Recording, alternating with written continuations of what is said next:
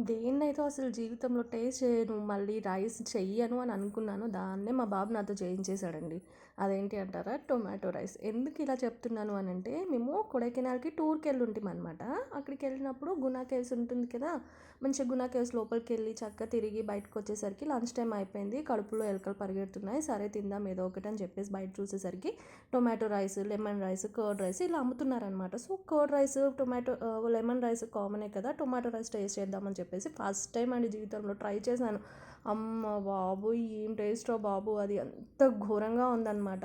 సరే పర్లేదు ఆకలి మంట మీద ఉన్నానేమో ఒక 2, 3 ముద్దలు తిన్నాను. అంతే ఆ రోజు నైట్ వరకి కూడా నాకు వామిటింగ్సే వామిటింగ్స్. సో, నేను అప్పుడే డిసైడ్ అయిపోయాను ఇంకా. ఇంకోసారి నేను జీవితంలో అసలు టొమాటో రైస్ చేయడం కానీ, తినడం కానీ చెయ్యను అని. కానీ మా బాబు ఎవరో టొమాటో రైస్ చేస్తే తిన్నాడంట. చాలా బావుందంట. అమ్మ నువ్వు చెయ్యమ్మా, నువ్వైతే ఇంకా బాగా చేస్తావు. నేను నా కోసం చేయవా అంటే చేయక తప్పలేదనమాట. బట్ మీరు ట్రై చేయండి చాలా బావుంది.